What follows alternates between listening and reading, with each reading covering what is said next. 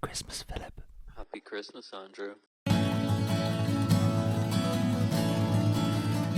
Christmas time. Mistletoe and wine. Children sing in Christian rhyme. Logs on the fire. A poorly wrapped copy of the Virginia Giuffre memoir beneath the tree. Christmas is good, sure, but Advent is a most wonderful time of the year. And here at Multipolarity, we reject secularization. We believe that Advent is the Christmas they can't take from you. Which is why we're introducing the Multipolarity Advent Calendar. Every day, from now until the Noel, we're going to be opening a window a day. Each window contains an object. Each object is a token that represents a part of the geopolitical year gone by. Every day, we'll be sending out a special pod, and as the window opens, you'll hear either Andrew or Philip taking on that topic for about 10 minutes. Like a real Advent calendar, you can open one at a time, like a good boy, or you can go to your room and gorge until you're sick in one greedy burst, finally feeling safe, secure, your thumb working like a jackhammer, ripping through the cardboard indents, tearing off foil clumps, choco-maxing your insulin response to bliss until it feels like mummy can't hurt you anymore. The choice is yours. Please consume responsibly.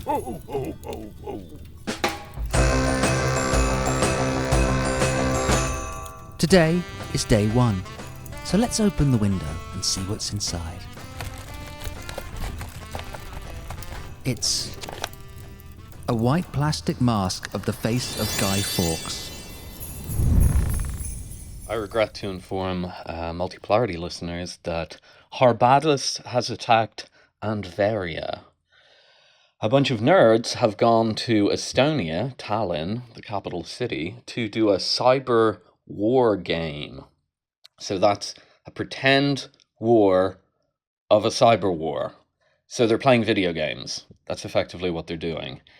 They're playing video games in Estonia, and the ever gullible press are eager to report on it, presumably to get more funding to the cyber war divisions of NATO, who are starved of funding, as every aspect of NATO is perpetually starved of funding. It must grow, it must be funded more, send money so that they can do video games in Estonia. But behind the Barbados attack on Andvaria, I haven't looked into where these names came from. I wouldn't be surprised if they came from Dune or something similar.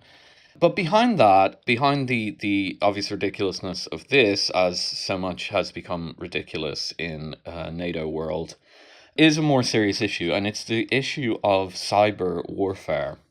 And on Multipolarity, of course, we do not want to say anything naughty that would undermine the public safety of European citizens or citizens of the United States or any other country. But we're not really sure what we're supposed to say about the cyber warfare thing. So in normal times, if a cyber attack is suspected to occur by a rogue state actor or an enemy or something like that, the general modus operandi of the state that's under attack is to be chill. I think that's the technical term, be chill. In Britain, I think it's keep calm and carry on. Everywhere else, it's be chill. And basically, the idea is you don't want to panic people. It's very easy to set off a panic, as we saw during the COVID-19 pandemic and some other aspects of panic in recent times that seems to be connected to the rise of social media. But even before social media, it was quite easy to cause a panic in the general population. And so I think the general consensus is if cyber attacks happen, you're supposed to be kind of quiet about it and just kind of take it on the chin and try and counter it in terms of security and so on. But we're in a bit of a liminal state for cyber attacks at the moment, because there does seem to be an awful lot of media reporting that cyber attacks are occurring currently and have been occurring throughout the war. So just here's one from from December 4th. This is from a few days before I'm recording this, less than a week. Russia could be behind cyber attacks on British businesses like Marks and Spencer's. NATO general warns, and he says that ransomware attacks are increasing on businesses and that the Russian state could be behind these ransom attacks.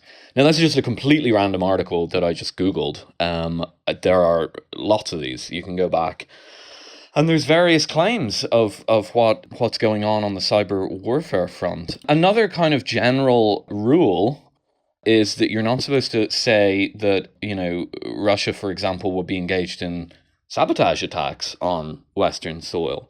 Could scare the horses with that one. And yet, I Google it and I find a full research piece from a European think tank where they pull from a report from the International Center for Counterterrorism and GlobSec, which are kind of, official security guys or whatever in the West.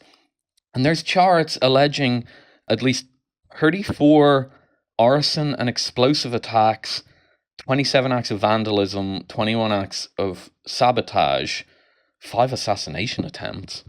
I'd be interested to know about them. Basically, all these are what's being alleged by this study during the war on European territory. So, are cyber attacks happening or not? Are sabotage attacks happening or not? It depends on what day it is, it seems. One day, if you say it, you'll be careful, you'll scare everybody, don't talk about that. And the next day, there's like a slew of headlines and official studies coming out of GlobSec making accusations of this. I would just highlight some personal experience. I'm recording this in Brussels, and yesterday my train was diverted from Germany for 2 hours. And actually, a friend of mine is landing shortly in Budapest, and he texted me yesterday saying that his flight through Heathrow was delayed by 5 hours. And of course, we all know that this is going on constantly. All the public infrastructure is janky in Europe at the moment. Everything's late. The trains don't run on time. Flights are constantly delayed, constantly grounded. Everything's kind of unpredictable. There's no crazy chaos. Planes aren't falling out of the sky. Trains aren't overturning. There's no like World War III vibes. But the public infrastructure is not working very well, actually. Are cyber attacks behind that? I don't know. It depends what day it is, I guess. But I suppose the point is that we're 3 years, more than 3 years, 3.5 years into a major war in Europe. A major war. I mean, it's not World War III, but it really is, one before World War III. And in my more optimistic moments, I tell people that I think the Ukraine war will be the worst war to occur during the transition to multipolarity. I still believe that. But a lot of chaos has been thrown up by this war. And I would not be surprised if, the Tuesday articles about cyber attacks saying they are happening are real. And the Wednesday articles saying that they're definitely not happening and you're a tinfoil hat wearer if you ever suggest that they are fake. And that a lot of the delays that we're seeing in airports and train stations and so on are due to pretty relentless cyber attacks. That's probably true. And so it's kind of... So what do you say when you see a Barbados attack and Varia?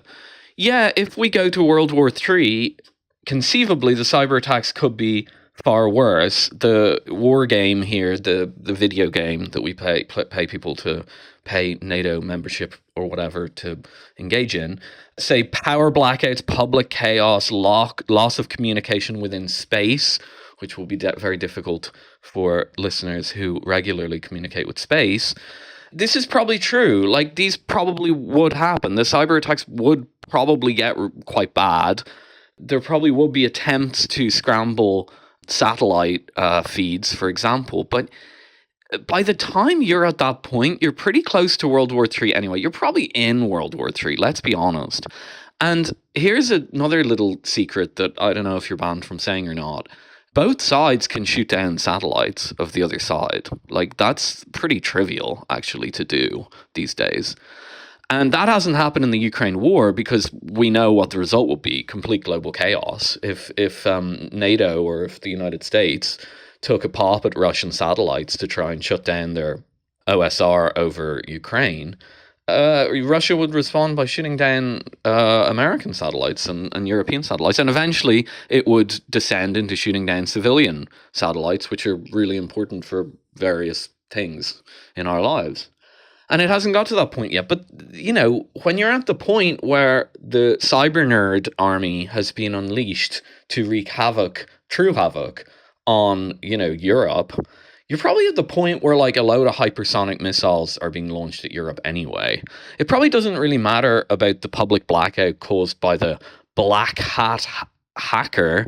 You're probably more worried about the Kinzhal missile that's hitting the energy infrastructure, like we're seeing in Ukraine right now. So basically, even if we didn't escalate to nuclear war, what we're currently seeing in Ukraine, the really intense attacks on power distribution networks and power plants and so on, like that's what would happen in Europe. And our energy infrastructure isn't nearly as resilient as the Ukrainian one, because the Ukrainian one was built by the Soviet Union to withstand nuclear attacks, and the European one is a lot better than the American one, but it's probably less robust. So all this stuff seems like kind of a fantasy, because even if you get to that, kinetic point and, Kinzhal missiles are hitting energy infrastructure in Europe, I mean, you're probably like one step away from just launching nukes at each other. And so a lot of this stuff that, NATO comes out in war games seems kind of like a LARP. I mean, it's well known, but nobody ever says it, that the war games for NATO against the Soviet Union always escalated to nuclear war because the Soviets always had more tanks. Like, this was well known. So the war game played out something like this.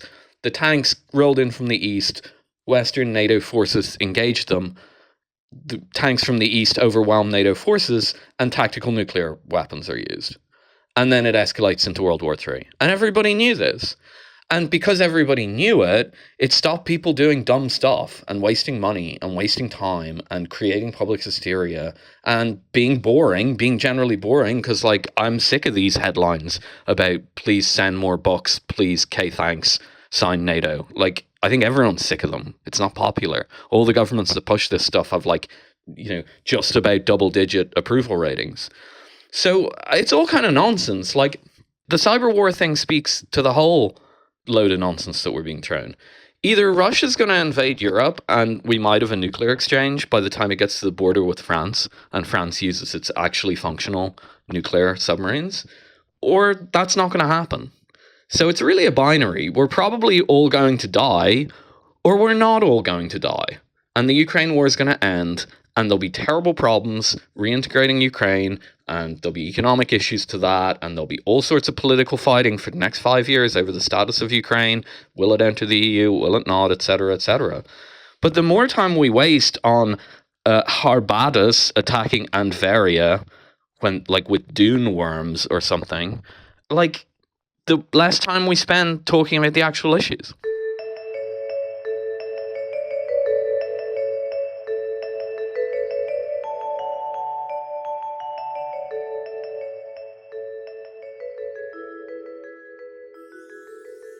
Ho, ho, ho, ho. Merry Christmas.